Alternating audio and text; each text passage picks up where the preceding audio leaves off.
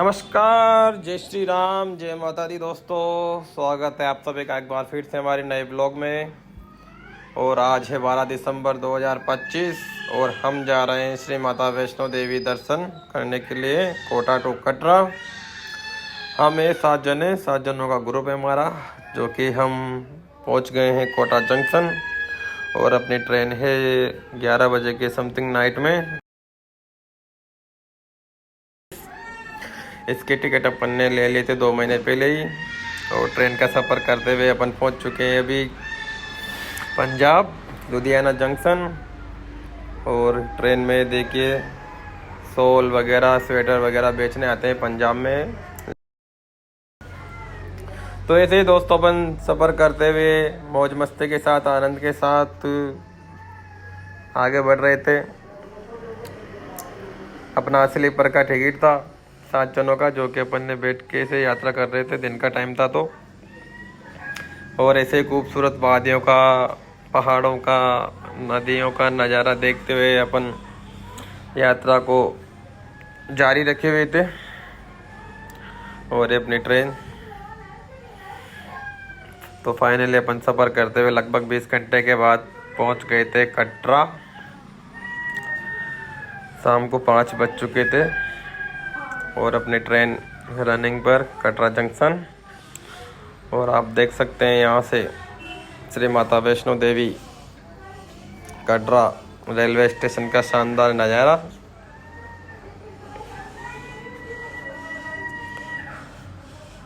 यहाँ से माता का भवन दिखाई तो नहीं देता, लेकिन भवन को जाने वाला रास्ता पहाड़ी पर बिल्कुल क्लियर दिखता है। और जैसे अपन जंक्शन से बाहर निकले तो बाहर निकलते ही लगे हुए यात्रा कार्ड के काउंटर, जो कि अपन ने लाइन में लेके यात्रा कार्ड यहाँ से लेने होंगे। तो हम सभी दोस्त लाइन में लग जाते हैं और अपनी बारी आने पर अपने यात्रा कार्ड बनवा लेते हैं। उसके बाद होटल पे नहा धो के, खाना वाना खा पी के अपन आ गए हैं अब श्री माता वैष्णो देवी यात्रा आरंभ करने के लिए बाणगंगा चेक पोस्ट पर। यहाँ पर अपना यात्रा कार्ड से एंट्री होती है और अपनी चेकिंग होती है। उसके बाद यात्रा प्रारंभ करने के लगभग 2 किलोमीटर पैदल चलकर हम पहुँचे श्री माता वैष्णो देवी के चरण पादुका स्थान पर, जहाँ पर श्री माता वैष्णो देवी ने पीछे मुड़कर देखा था कि भैरव पीछे आ रहा ही नहीं आ रहा है। तो उनके रुकने पर यहाँ उनके चरणों के निशान हो गए थे, इसलिए इसको प्रथम चरण पादुका स्थान बोला जाता है। तो हमने यहाँ के सभी दोस्तों ने दर्शन किए और यहाँ से यात्रा आगे आरंभ करी। तो दोस्तों माता के जयकारे लगाते हुए अपन आगे चढ़ाई चढ़ रहे थे और यात्रा का आनंद ले रहे थे। साथ में काफ़ी भक्त लोग भी अपने साथ साथ चल रहे थे।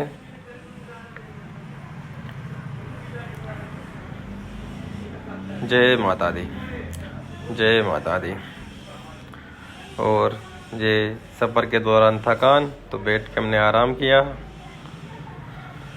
ऐसे ही सांस लेते हुए आगे बढ़ते हुए, सांस लेते हुए आगे बढ़ते हुए, माता के जयकारे लगाते हुए अपन चल रहे थे। थकान भी हुई, सांस भी लिया, लेकिन हम कंटिन्यू चलते गए, चलते गए, चलते गए और यात्रा का आनंद लेते गए। माता के जयकारों के साथ हमने लगभग 12 किलोमीटर चलने के बाद माँ के भवन के दर्शन किए। भवन को देखकर जो सुकून मिला, उससे सारी थकान वकान सब एक ही पल में गायब हो गई। असली सुकून यही मिलता है माँ का भवन देखकर ही। ऐसा लगता है मानो जन्नत में आ गए हो। देखिए भक्तों, आप भी देखिए कितना सुंदर माँ का भवन है। और ये रोपवे जो कि श्री माता वैष्णो देवी भवन से ऊपर भैरव जी के भवन तक जाते हैं और आते हैं। बाकी चढ़ाई चढ़कर भी जा सकते हैं, पैदल भी, और चढ़ा नहीं जाए तो फिर यहाँ से रोपवे के द्वारा भी जाते हैं।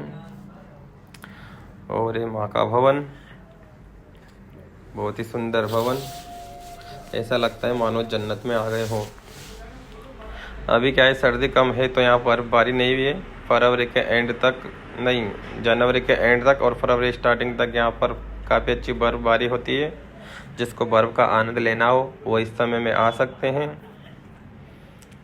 तो हमने यहाँ पर माता जी के अंदर जाकर गुफा में दर्शन किए।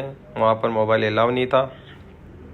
वहाँ के दर्शन करने के बाद हम रोपवे से सीधा ऊपर भैरवनाथ जी के आए। भैरवनाथ बाबा के दर्शन करने के बाद जो आगे का एरिया है वहाँ खड़े होकर हम सबने माँ के भवन के ऊपर से दर्शन किए।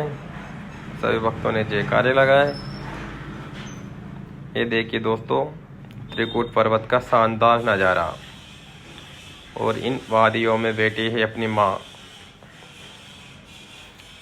ये ऊपर से दिखाई देने वाला माँ का भवन, जो कि गुफा तो यहाँ से दिखती नहीं है, अंदर ही, क्योंकि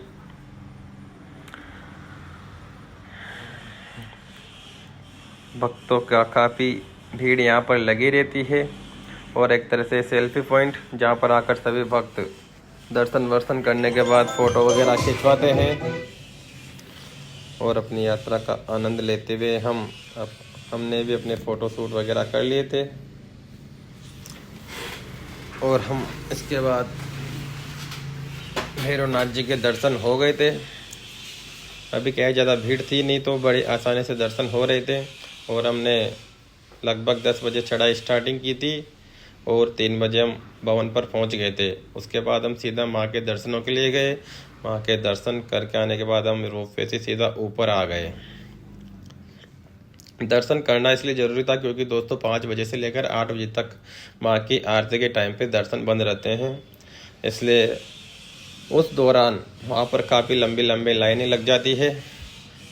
तो हमने सीधा भवन आके सबसे पहले माँ के दर्शन किए। उसके बाद हमने रेस्ट किया। लगभग 4 बजे से 7 बजे तक हम वहाँ पर सो गए। सोने के लिए वहाँ पर ओढ़ने के कंबल मिल जाते हैं। सर्दी की वजह, सर्दी के 100 रुपये जमा कराओ, एक कंबल मिल जाता है। वापस कंबल जमा कराओ, 100 रुपये वापस अपने को मिल जाते हैं। तो हम सब ने कंबल लेके आराम कर लिया था और उसके बाद हम ऊपर आ गए थे 8 बजे। और देखिए दोस्तों, ये हेलीकॉप्टर सेवा जो कि नीचे से सांझी छत तक आती है, इसका लगभग 2300 रुपये पर पर्सन का 1 साइड का किराया होता है। जो कोई पैदल नहीं आ सकता वो हेलीकॉप्टर या खच्चर के पे बैठकर भी आ सकता है। काफ़ी वक्त ऐसे हैं जो खच्चर या हेलीकॉप्टर के द्वारा ऊपर आते हैं। और अभी माता जी के आने के लिए नीचे से रोपवे का कार्य चल रहा है, जो कि 2027 तक पूरा होने का ऐसा बताया जा रहा है साइन बोर्ड द्वारा। तो हमने अपनी यात्रा पूरी करके वापस अब भवन से नीचे कटरा की ओर उतर रहे हैं। और नीचे उतरते समय हमने भैरवनाथ जी से अर्धकुमारी वाला रास्ता का चयन किया और हम उस रास्ते से होते हुए सीधा अर्धकुमारी तक आ रहे थे और हम अर्धकुमारी पर पहुंच गए थे। तो यहाँ पर हमने माता जी के दर्शन किए और थोड़ी देर यहाँ पर विश्राम किया। यहाँ का खूबसूरत नज़ारा आप देख सकते हैं भक्तों वीडियो के माध्यम से, क्योंकि मंदिरों के अंदर तो मोबाइल ले जाना अलाउ है नहीं यहाँ पर, तो हम अंदर के दर्शन तो आपको करवा नहीं सकते। बाहर के सुंदर सुंदर नज़ारे आप देख लीजिए। यहाँ पर भी काफ़ी भक्तों की भीड़ लगी रहती है। और यहाँ पर गर्भ जून की गुफा में दर्शन करने के लगभग अभी 24 घंटे का वेटिंग टाइम चल रहा था। अर्धकुमारी से दर्शन करने के बाद हम सीधा नीचे आ गए और बाणगंगा चेक पोस्ट पर अपने आरफिट कार्ड जमा करके हमने अपनी यात्रा पूर्ण की।